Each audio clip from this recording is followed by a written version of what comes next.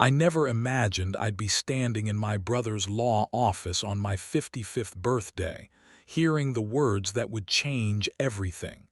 He looked at me across that polished mahogany desk and said it plain. "You're worthless, Tom. You've always been worthless." I sat there in my worn jacket. My hands were shaking. Behind him on the wall hung our father's portrait.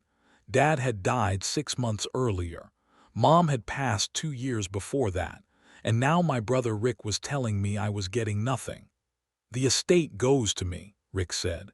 He slid a folder across the desk. "Dad left specific instructions. You abandoned the family business 30 years ago. You chose to be a high school janitor instead of something respectable."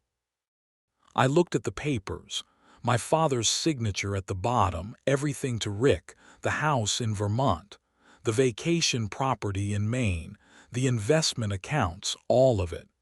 "Dad always said you were a disappointment," Rick continued. "Now it's official." I walked out of that office into the September rain. I had $2,347 in my checking account. I rented a one-bedroom apartment in a building that smelled like mildew. My truck was 12 years old, and I'd just been told I was worth nothing by the only family I had left. What Rick didn't know was that I'd received a letter 3 days earlier. A letter from a lawyer in Boston I'd never heard of. The envelope arrived on Tuesday. Plain Manila. No return address except a law firm name, Hutchins and Associates. I opened it at my kitchen table. Inside was a single sheet and a smaller sealed envelope marked, "Do not open until your birthday." The letter was typed, "Dear Mr. Thomas Henderson, I represent the estate of Margaret Caldwell Henderson. You may not remember her. She was your paternal grandmother. She passed away in April of this year at age 97. She left specific instructions regarding you. On your 55th birthday, you are to open the enclosed letter. After reading it, contact me immediately at the number below. This matter is time-sensitive and confidential. Sincerely, Robert Hutchins-esque." I sat there staring at it, Margaret Henderson. I had vague memories, a tall woman with white hair. She lived in Boston. Dad never talked about her. They'd had some kind of falling out before I was born. I'd met her maybe twice as a kid. The sealed envelope sat on my table for 3 days. I looked at it every morning. I didn't tell anyone, not my ex-wife, not my daughter Sarah, who barely spoke to me, not Rick. On my birthday, after Rick destroyed me in his office, I drove home in the rain. I sat at my table. I opened that second envelope. The paper inside was old, written in shaky handwriting. "Dear Thomas, if you're reading this, I'm gone and you've reached 55. The same age your grandfather was when they tried to take everything from him. I've watched your life from a distance. Your father cut me out 40 years ago because I told him the truth about his business dealings. He never forgave me, but I never forgot you. You chose a quiet life. You chose to help others. You became a janitor at that high school, and I know why. You wanted to be there for those kids nobody else noticed. Your father called you worthless. Your brother thinks the same. They're wrong. I've left you something they don't know about, $10 million in a trust. The paperwork is with Mr. Hutchins, but there's a condition. You cannot tell anyone for 60 days, not your brother, not your daughter, no one. If you break this confidence, you lose everything. Use these 60 days to watch, to listen, to learn who people really are when they think you have nothing. Then decide what kind of man you want to be. Love always. Grandma Margaret." I read it 3 times.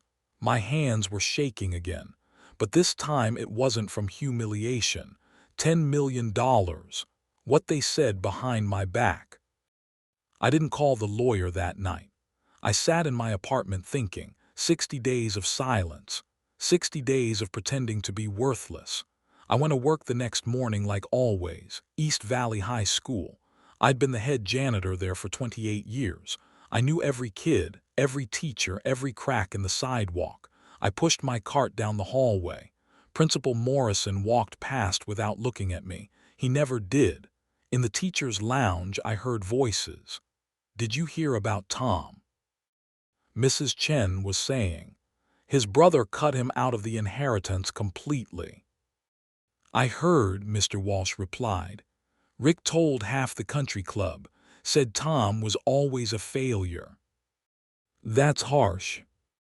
"It's true, though. What kind of man ends up a janitor at 55? I stood outside the door, listening. My cart squeaked slightly. "I heard his daughter won't even return his calls," Mrs. Chen continued. "Sarah told my daughter he was a terrible father, always working, never made any money. Her mother left him for someone successful." "Can you blame her?" I pushed the cart away slowly. 28 years I'd worked there. I'd stayed late when teachers needed the gym cleaned for events. I'd found lost jewelry. I'd talked down angry kids in the hallway. I'd been invisible and essential at the same time. Now I heard what they really thought. That afternoon I called the lawyer in Boston. "Mr. Hutchins, Mr. Henderson, I've been expecting your call." The letter said $10 million. "Mr. Hutchins, correct. Your grandmother established this trust 20 years ago. It's been growing. The current value is actually $10.4 million. I leaned against my truck. The parking lot was empty. Why didn't anyone know? "Mr. Hutchins, she insisted on complete secrecy. Your father tried to have her declared incompetent 12 years ago to access her funds. She won that battle. This trust was her final message to you. The 60-day rule. Mr. Hutchins, non-negotiable. If anyone discovers this before December 10th, the money goes to charity." She was very specific. She wanted you to experience life without the promise of money, to see people clearly. "What do I need to do?" "Mr. Hutchins, nothing for now. Continue your normal life. On day 61, I'll transfer everything to your name. Until then, you're still just Tom Henderson, the janitor." I hung up. I looked at the school building, the same building I'd cleaned for 3 decades, the same hallways where teachers whispered about my worthless life. 60 days. I could do 60 days. My daughter's phone call. Sarah called me on a Friday night. I was eating dinner alone. Canned soup and crackers. "Sarah, Dad, we need to talk about money." "Hello to you too."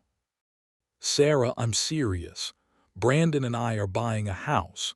We need $20,000 for the down payment."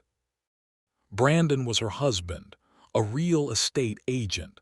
They'd been married 3 years. I'd paid for the wedding. $15,000 I'd saved for a decade. "I don't have $20,000, I said. "Sarah, you could ask Uncle Rick. He got everything from Grandpa." "Rick isn't giving me anything." "Sarah, then get a loan. Other fathers help their children." I stirred my soup slowly. She sounded just like her mother. "I'm a janitor, Sarah. I make $32,000 a year. I have no savings. I can barely help myself." "Sarah, that's exactly the problem. You've never tried to be anything more. You could have worked with Grandpa and Uncle Rick. You could have made something of yourself." "I chose a different path." "Sarah, you chose poverty, and now I'm the one who suffers." She hung up. I sat there looking at my phone. My daughter, the girl I'd raised alone after her mother left. The girl whose school I'd cleaned every night so I could be close if she needed me. She thought I was worthless too. I still didn't tell her about the money. Rick's offer. 2 weeks after my birthday, Rick called. "Rick, Tom, I've been thinking, maybe I was too harsh." I was mopping the cafeteria floor. School had let out an hour ago. What do you want, Rick? Rick, Dad's estate is complicated. There are some debts, property taxes. I could use some help sorting through his papers. You got everything, sort them yourself. Rick, I'll pay you $200 if you help me clean out the Vermont house this weekend. $200 to clean out our family home, the house where we grew up, where Mom died in the bedroom upstairs. $200, I said. Rick, it's generous for a day's work. You're used to manual labor. I thought about his office, that polished desk, the way he'd called me worthless.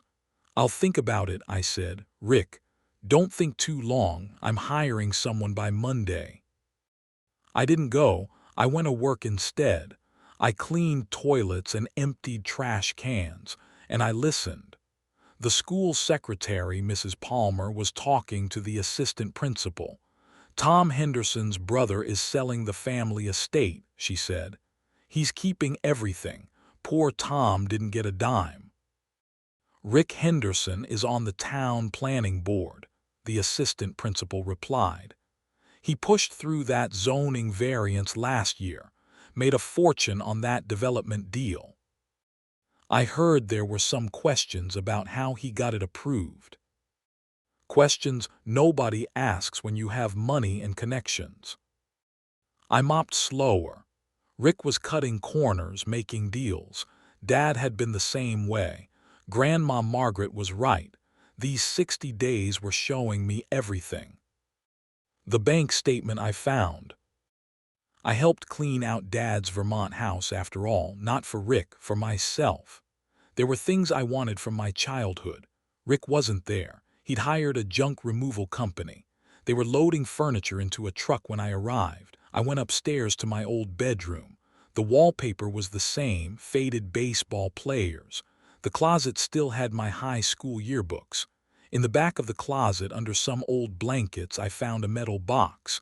Inside were papers, bank statements, letters, all addressed to Dad from a bank in the Cayman Islands.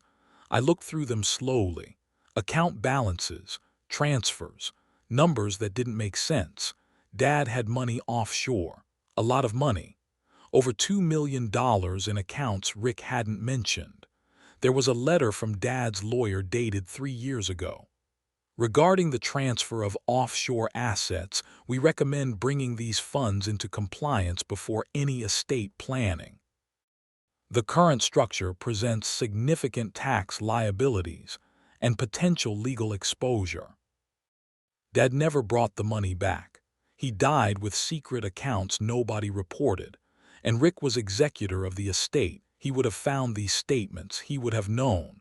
I took pictures of everything with my phone. Then I put the box back exactly where I found it. Rick was hiding money from the IRS, from the estate, maybe from me.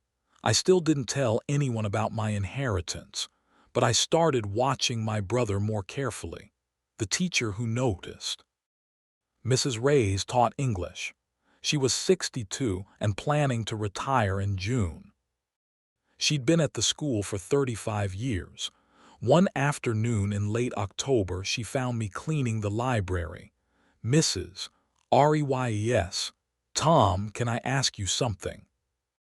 Sure.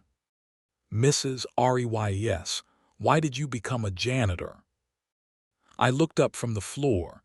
Nobody had ever asked me that before. I needed a job, I said. This one was available.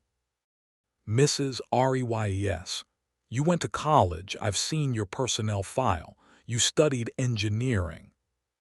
That was a long time ago. Mrs. Reyes, you chose to work here when your daughter was starting kindergarten.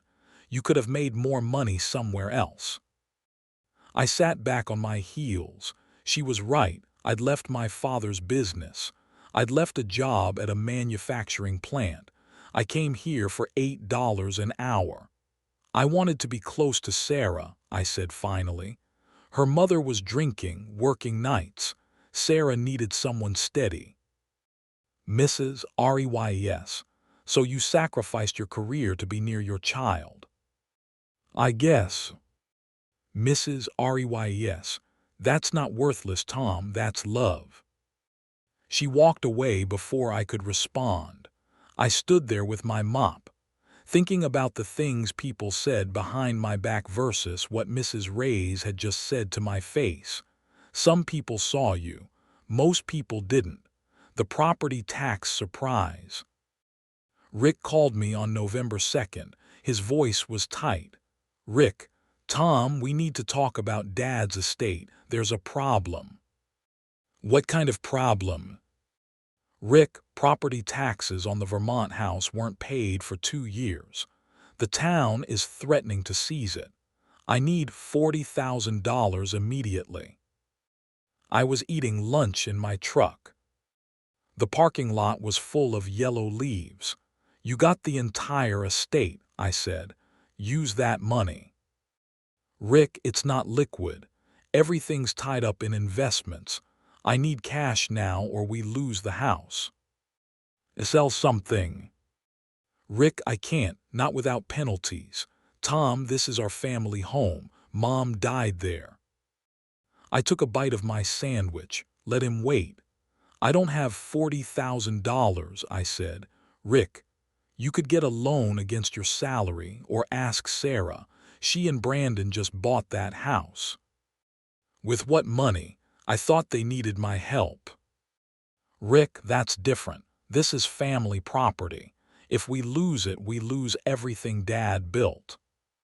You mean everything you inherited? Rick, don't be petty. I'll pay you back. 5% interest. I laughed. Actually laughed. You called me worthless 3 weeks ago. You offered me $200 to clean out that house like I'm your hired help. Now you want $40,000. Rick, this is serious.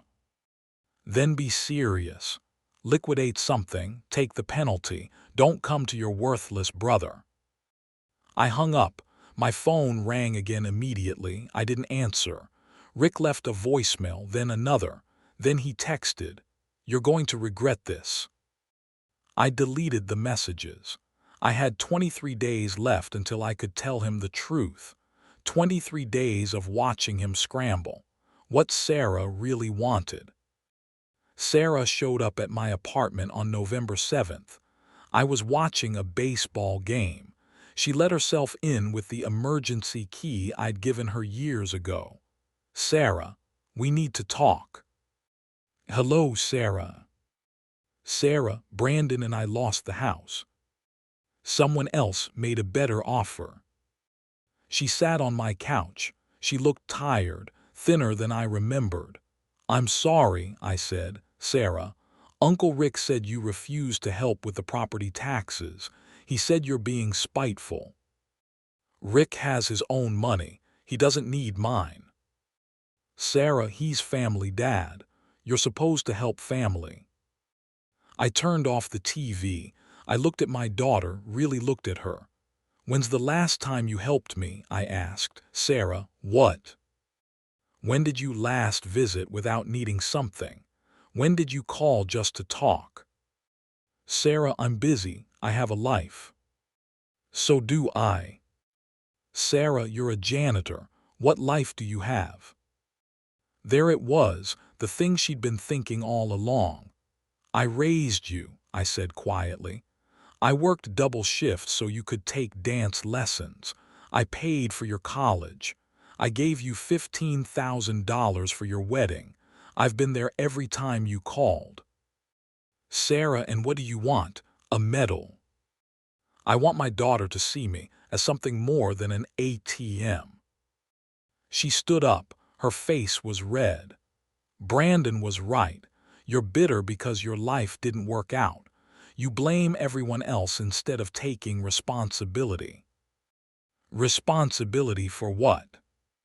Sarah, for choosing to be nothing, for disappointing Grandpa, for driving Mom away, for being exactly what Uncle Rick said you are. She left. The door slammed hard. I sat there in the silence. I had 17 days left. 17 days before I could prove them all wrong. The phone call from Boston. 3 days after Sarah left, my phone rang at midnight. Unknown number. Mr. Hutchins, Mr. Henderson, we have a situation. I sat up in bed. The lawyer's voice was tense. What kind of situation? Mr. Hutchins, your brother Rick filed a petition today. He's claiming your grandmother was mentally incompetent when she established your trust. He's trying to have it dissolved. My chest went tight. How did he find out? Mr. Hutchins, he didn't. Not exactly. He's been going through old family documents. He found correspondence between your grandmother and our firm from 20 years ago. He's fishing. Can he win? Mr. Hutchins, not if we act strategically. Your grandmother anticipated this. She had 3 psychiatrists evaluate her competency annually for the last 15 years of her life. The documentation is ironclad. I got out of bed, started pacing my small apartment. What do I do? Mr. Hutchins, nothing. Let him file his motion. Let him waste money on lawyers. In 11 days, the trust becomes yours regardless. But Mr. Henderson, there's something else you should know. What? Mr. Hutchins, your grandmother left instructions. She wanted you to know certain facts about your father's business dealings before you received the money. He paused. I heard papers rustling. Mr. Hutchins, your father and brother have been involved in questionable real estate transactions for the past decade. Bribery, zoning fraud. Your grandmother hired investigators. She documented everything. Why? Mr. Hutchins, she wanted you to have leverage. She wanted you protected. The files are yours when the trust transfers. What you do with them is your choice. I sat back down on my bed. Grandma Margaret had been playing chess while everyone else played checkers. Did Rick know she was investigating? Mr. Hutchins, no, but he knows something is wrong. He's desperate. That's why he's coming after the trust. He needs money to cover his tracks. After we hung up, I couldn't sleep. I sat at my kitchen table thinking about the metal box I'd found, the offshore accounts, the property tax crisis. Rick wasn't just greedy, he was cornered, and cornered men did dangerous things. The break-in. I came home from work on November 10th to find my apartment door ajar. The lock was broken. Someone had used a crowbar. The frame was splintered. I called the police. Officer Martinez came within 20 minutes. Martinez, anything missing? I looked around. My TV was still there. My laptop, my wallet was on the dresser. I don't think so. Martinez, any idea who would do this? I thought about Rick, about the trust, about the 11 days I had left. No idea, I said. After the officer left, I checked more carefully. Someone had gone through my papers. The drawers in my desk were open, files scattered, but they hadn't found anything because there was nothing to find. The trust documents were in Boston. The photos of Dad's offshore accounts were in my phone. Still, I knew who did this. My phone rang. Rick. Rick, Tom, I heard about your apartment. That's terrible. How did you hear about it? Rick, Sarah told me. She still has you listed as an emergency contact. The police called her. Right. Rick, listen, you should stay somewhere else tonight. It's not safe. You could stay at my place. I almost laughed. I'm fine here. Rick, I'm serious. Whoever did this might come back. We're family, let me help. Like you helped with Dad's estate. Like you helped when you called me worthless. Rick, Tom, I apologized for that. I was stressed. The estate has been complicated. Because you're hiding offshore accounts. Silence, long silence. Rick, what did you say? I found Dad's Cayman Island statements in the Vermont house. $2 million you never reported. Rick, you're mistaken. I have pictures. More silence. I could hear him breathing. Rick, don't do anything stupid, Tom. Those accounts are complicated. There are tax implications. I bet. Rick, if you go to the IRS, you'll destroy our family's reputation. Mom and Dad's legacy. Mom and Dad are dead, and their legacy is fraud. I hung up. My hands were shaking, but not from fear, from anger. 30 years of being called worthless by a man who was a criminal. The next morning I changed my locks. I transferred the photos from my phone to a secure cloud account, and I called Hutchins. I want to see those files, I said. Everything Grandma had on Rick. HUTCHINS. You have 9 days left. I know, but I need to be ready. On November 14th, I was cleaning the main office after hours. The school board was having an emergency meeting in the conference room. I was emptying the trash when I heard Rick's voice through the door. He was on the school board. I'd forgotten. I stood very still, listened. Rick, we need to address the janitor situation. Tom Henderson has been here for 28 years. His performance has declined. Superintendent, we've had no complaints. Rick, he's a liability. He's been making accusations about our family. He's unstable. I felt my face get hot. My brother was trying to get me fired. Board member, what kind of accusations? Rick, family business. But it shows poor judgment. I think we should consider early retirement. The district could save money hiring someone younger. Mrs. Reyes. I'm on this board too, Rick. I've worked with Tom for 35 years. He's the most reliable person in this school. Rick, you're too close to see it objectively. Mrs. Reyes. And you're his brother, aren't you too close? Superintendent, let's table this discussion. Tom Henderson's employment is not on tonight's agenda. If you want to pursue this, Rick, file a formal complaint through HR. The meeting moved on. I stood in the hallway. 9 days until I could tell the truth. 9 days of watching my brother try to destroy me. I finished emptying the trash. I mopped the floors. I locked up the building. And I decided something. When those 9 days were up, Rick was going to learn exactly how worthless I really wasn't. On November 18th, I drove to Boston. Hutchins met me in his office. It was all dark wood and leather chairs. He handed me 3 folders.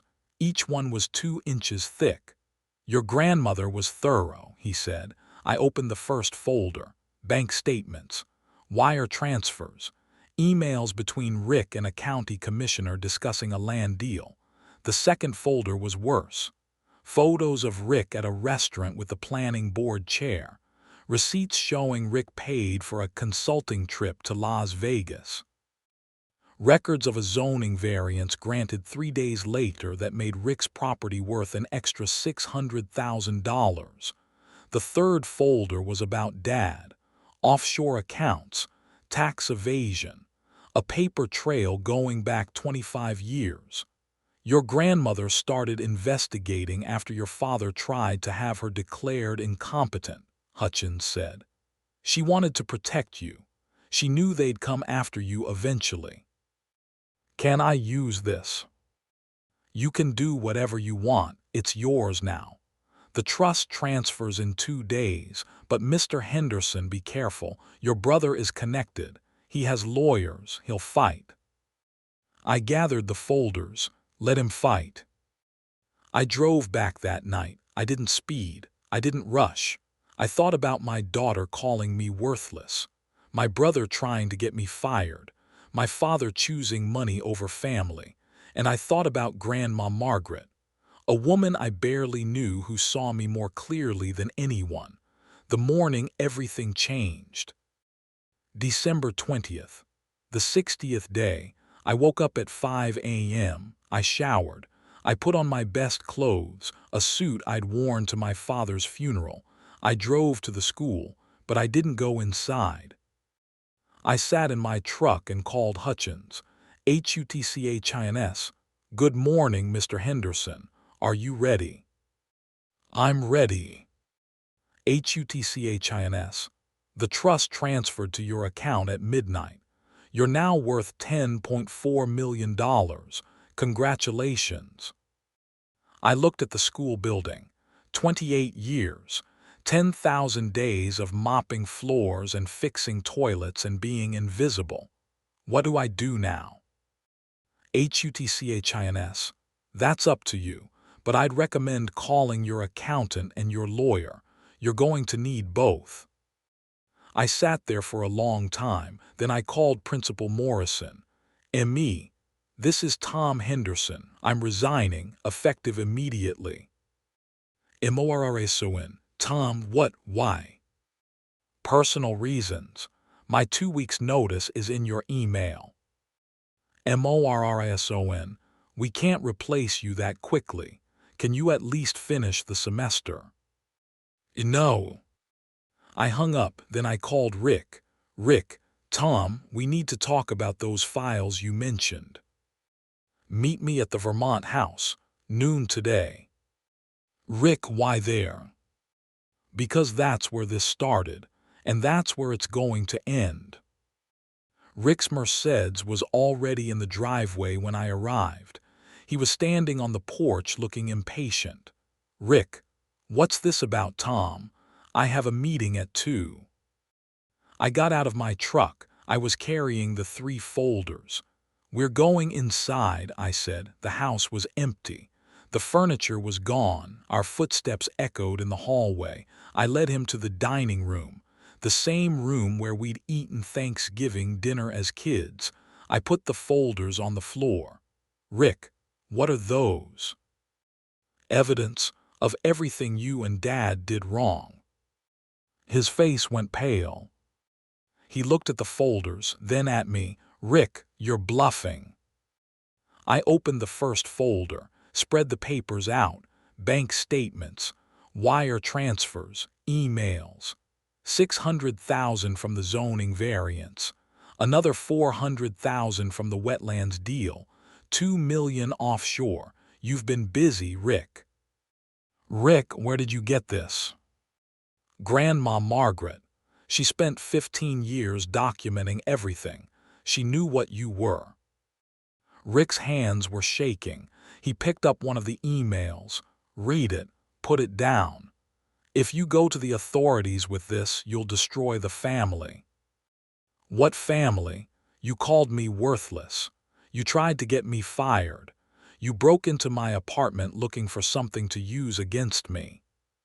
Rick, I didn't break in. You paid someone to. Same thing. Rick sat down on the floor. He looked old suddenly, older than 58. What do you want? He asked. The truth. Why did you hate me so much? Rick, I didn't hate you. You called me worthless. Rick, because you were free. You walked away from the business. You chose a simple life, and I resented you for it. I sat down across from him. The house was cold. I could see my breath. I wasn't free, I said. I was broke. I was lonely. I raised my daughter alone while you had everything. Rick, everything. I had debt. I had Dad's expectations. I had to make the business work while you got to be noble and poor. You chose that, Rick. Nobody forced you. He looked at the papers spread between us. Years of fraud and corruption. What happens now? He asked. The choice. I gathered the papers slowly, put them back in the folders. Here's what's going to happen, I said. You're going to sell the offshore accounts, pay the back taxes, work with a lawyer to make it right with the IRS. Rick, they'll prosecute me. Maybe, maybe not. But you're going to try, and you're going to stop trying to destroy me. Rick, and if I don't, then I send everything to the state attorney general. You'll lose your business, your reputation, probably go to prison. Rick put his head in his hands. He was crying. My brother, the successful one, the one who got everything. I'm sorry, he said. For what I said, for what I did. You didn't deserve it. I stood up, looked down at him. No, I didn't, but you can start making it right today. I left him there in the empty house. I drove back to my apartment and I called Sarah. Sarah, Dad, I'm busy. I know, but I need to see you today. Sarah, I don't have time for this. Make time, please. Something in my voice must have reached her. She agreed to meet for coffee at 4. The conversation with my daughter. Sarah was already sitting at the coffee shop when I arrived. She looked guarded, defensive. I sat down across from her, ordered tea. Sarah, what's this about? I resigned from my job today. Her eyes went wide. What? Why, Dad, you can't afford that. I can now. I inherited money from your great-grandmother. Sarah, what? How much? Enough. Enough to be comfortable. Enough to help you if you need it. But Sarah, that's not why I asked you here. She looked confused. I took a breath. I need you to understand something.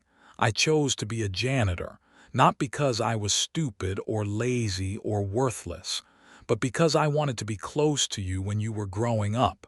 Your mother was struggling. You needed stability. Sarah, you never told me that. I shouldn't have to, you should have seen it, but you were young. And then you grew up believing what your uncle said, what your mother said, that I was a failure. Her eyes were wet now. She looked down at her coffee. I said terrible things to you, she whispered. Yes, you did. Sarah, I'm sorry. I know, but Sarah, being sorry isn't enough. You need to see people for who they really are, not for what they have or don't have. Sarah, I do see that. No, you don't.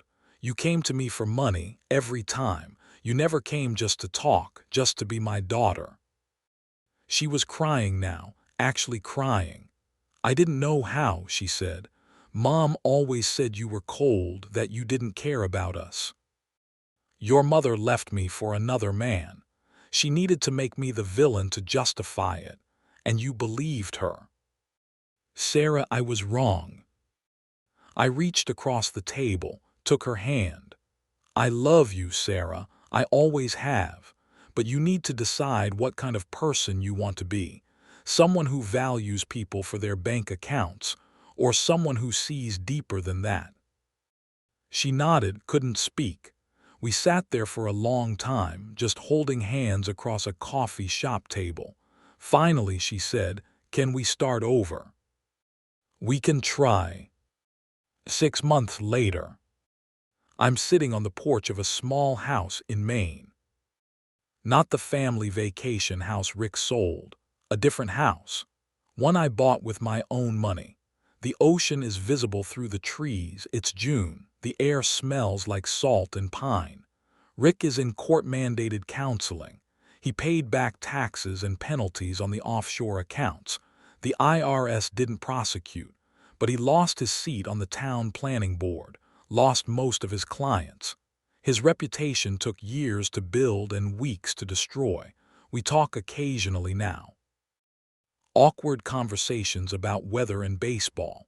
Maybe someday we'll be brothers again, maybe not. Sarah comes to visit every other weekend. She and Brandon are renting while they save for a house. I offered to help with the down payment. She said no. She wants to do it herself. I'm proud of her for that. I enrolled in an online engineering program.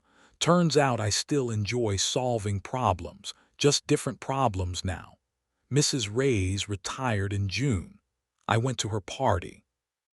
Gave her a card and a generous check for her classroom library fund.